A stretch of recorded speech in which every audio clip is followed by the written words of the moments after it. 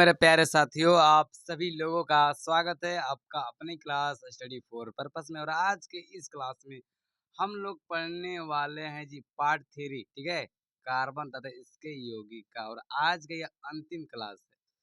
इस क्लास से जितने भी महत्वपूर्ण प्रश्न थे हम आप लोग करा चुके हैं, और सिर्फ आप लोग 5 ही प्रश्न बचे हुए हैं। तो इसलिए आप लोग ध्यान से देखिएगा और समझने का प्रयास कीजिएगा मेरे प्यारे भाई, ठीक है। और जितने भी सवाल कराएंगे ना, ये सभी सवाल आपके लिए और आपके बोर्ड एग्जाम के लिए काफी महत्वपूर्ण है, इसलिए ध्यान से देखिए, ठीक है। चलिए, प्रश्न नंबर 21 क्या है जी? देखिए, इससे पहले ना प्रश्न 20 तक कर चुके हैं जी। पार्ट 1 10 किए थे, और पार्ट 2 में 10 किए थे, और आज हम लोग पार्ट 3 है। पार्ट 3 में सिर्फ 5 ही प्रश्न हम लोग को है जो हम लोग को करना है। तो इस प्रकार से आप लोग का जो कार्बन इसके यौगिक से जितने भी महत्वपूर्ण प्रश्न थे वो आप लोग खत्म हो जाएगा। इसलिए आप लोग ध्यान से देखिए और समझने का प्रयास कीजिएगा। चलिए, प्रश्न क्या है? निम्न में कौन युग्म समायोगी है? बता दो मेरे प्यारे भाई, निम्न में कौन युग्म समायोगी है? ऑप्शन नंबर ए है C2H6 और C6H6, बी है C5H10 और C6H12, सी है C2H5OH और CH3OCH3, और डी है CH4 और C2H6। तो जल्द से जल्द मेरे प्यारे भाई बता दीजिए।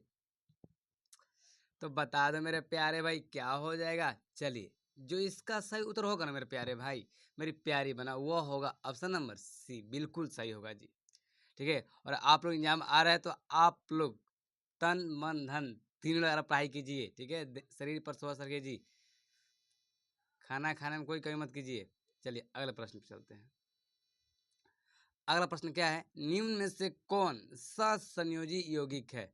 बता दो मेरे प्यारे भाई, निम्न में से कौन ससंयोजी यौगिक है? ऑप्शन नंबर ए है CH4, बी है NaCl, सी है CaCl2, डी है Na2O। बता दो कौन सा संयोजी यौगिक है। लेकिन ज़्यादा समय नहीं लेंगे और जल्द से जल्द ही खत्म करेंगे क्लास को। बता दीजिए मेरे प्यारे भाई। चलिए, इसका जो सही उत्तर होगा वो होगा ऑप्शन नंबर ए, ठीक है। लगता है हम लोग 22 प्रश्न छोड़ दिए हैं जी, 22 नंबर प्रश्न। एक मिनट, हाँ छोड़ दिए थे। और ये सवाल आपके लिए काफ़ी इंपॉर्टेंट भी है, ठीक है। चलिए चलिए, क्या है जी? एथेनॉल का क्रियाशील मूलक है, बता दो। तो ये सवाल आपके बोर्ड एग्जाम में पूछा जाता है, ठीक है मेरे प्यारे भाई, पूछा जाता है। एथेनॉल का क्रियाशील मूलक है single bond OH, single bond CHO, COOH या 7CO। तो ये क्या हो जाएगा? एथेनॉल का क्रियाशील मूलक कौन सा है जी? OH, जो ऑप्शन नंबर ए है आप लोग बिल्कुल सही है जी, याद रखिएगा। चलिए, अगला प्रश्न क्या है जी? प्रश्न नंबर 24 रहेगा ना।